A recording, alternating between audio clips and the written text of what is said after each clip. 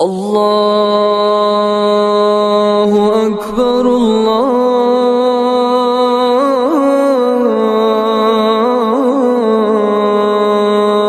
اکبر۔ السلام علیکم ورحمۃ اللہ وبرکاتہ۔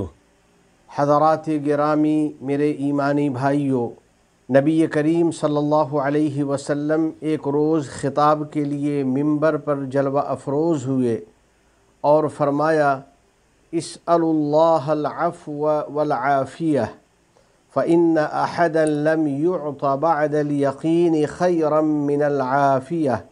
لوگو، اللہ تعالیٰ سے عفو و عافیت کا سوال کیا کرو، کیونکہ کسی کو بھی ایمان و یقین کے بعد عافیت سے بہتر کوئی نعمت نہیں عطا ہوئی۔ عافیت کا مطلب ہے دل و دماغ کی سلامتی و پاکیزگی اور پورے بدن کی مجموعی صحت و عافیت۔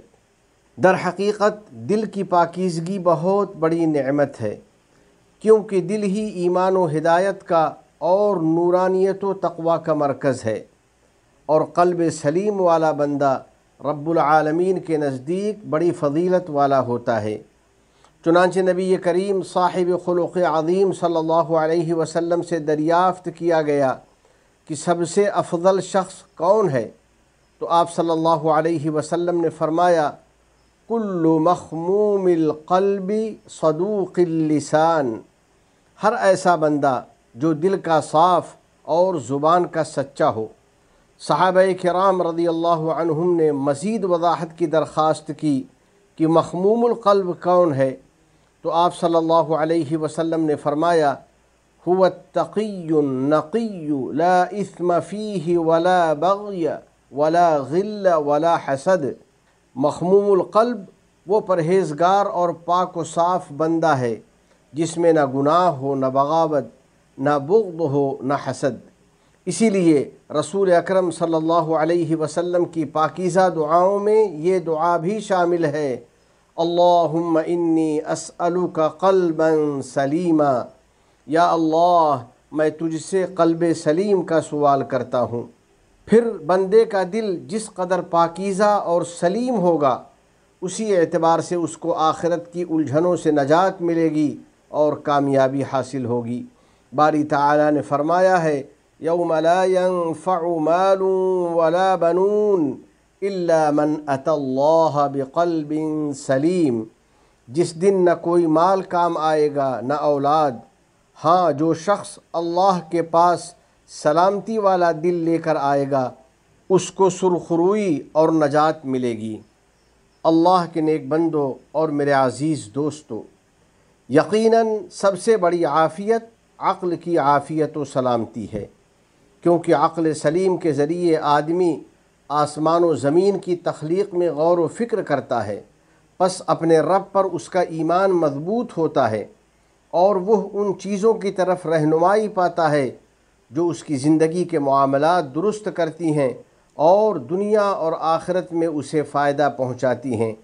کسی عربی شاعر نے کیا خوب کہا ہے، اذا اکمل الرحمن للمرء عقلہ، اذا اکمل الرحمن للمرء عقلہ فقد کملت اخلاقہ ومآربہ۔ جب خدائے رحمان نے کسی آدمی کی عقل مکمل کر دی تو در حقیقت اس کے اخلاق اور عزائم بھی کامل ہو گئے۔ یعنی عقل و شعور کی بدولت آدمی کے پاکیزہ اخلاق کی تکمیل ہوتی ہے اور اس کے عزائم و مقاصد بلند ہوتے ہیں۔ پس عقل مند انسان اپنی سوچ کو ہر قسم کی گندگی سے محفوظ رکھتا ہے اور اس کی سلامتی کی فکر میں رہتا ہے۔ عقل و دماغ کو علوم نافعہ اور مفید معلومات سے قوت بخشتا ہے اور ان تمام چیزوں سے محفوظ رکھتا ہے جو نقصان پہنچانے والی ہیں۔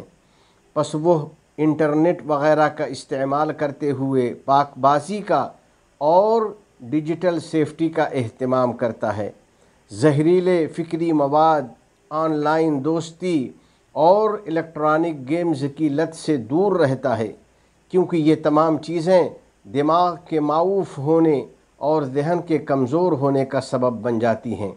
اور بسا اوقات بچوں کو اکیلے پن اور تنہائی کا عادی بنا دیتی ہیں، نیز علم و مطالعہ اور سماجی تعلقات میں اس کو کمزور کر دیتی ہیں۔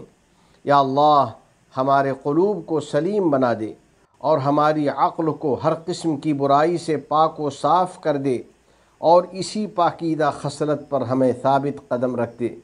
نیز ہم سب کو اطاعت و عبادت کی توفیق عطا فرما دے۔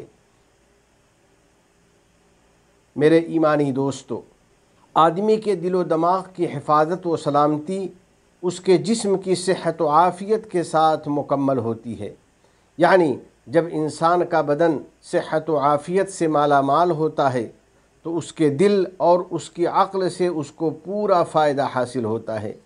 اسی لیے نبی رحمت للعالمین صلی اللہ علیہ وسلم باری تعالیٰ سے اپنے بدن کی عافیت کی یوں دعا مانگتے: اللہم عافنی فی بدنی، اللہم عافنی فی سمعی، اللہم عافنی فی بصری۔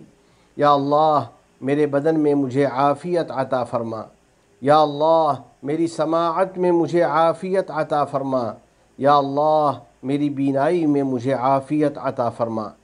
بلا شبہ بدن کی عافیت و سلامتی ان عظیم الشان نعمتوں میں ہے جس سے انسان کو قوت و توانائی حاصل ہوتی ہے، پس اس سے وہ اپنے رب کی اطاعت و عبادت پر مدد حاصل کرتا ہے، اس کے ذریعے ملک و ملت کی حفاظت کرتا ہے، اسی طرح اپنی صحت و قوت کے ذریعے رزق حلال کماتا ہے۔ انسانی جسم کی صحت و عافیت کے لیے ورزش اور ایکسرسائز کا اہتمام ضروری ہے۔ ورزش آدمی کی جسمانی و نفسیاتی قوت میں اضافہ کرتی ہے اور اس کی فکری و ذہنی صلاحیتوں کو نشو و نما بخشتی ہے۔ الغرض روشن فکر و عقل تو صحت مند جسم میں ہوتی ہے۔ تمام گناہوں، ہر قسم کی خرافات سے ہم کو بچا لے، ہماری اولاد کو ہماری آنکھوں کی ٹھنڈک بنا، ہم پر باران رحمت نازل فرما، ہمارے والدین، عزیز و اقارب اور پوری امت مسلمہ کی مغفرت فرما۔ متحدہ عرب امارات اور عالم اسلام سمیت پوری دنیا کو امن و امان کا گہوارہ بنا۔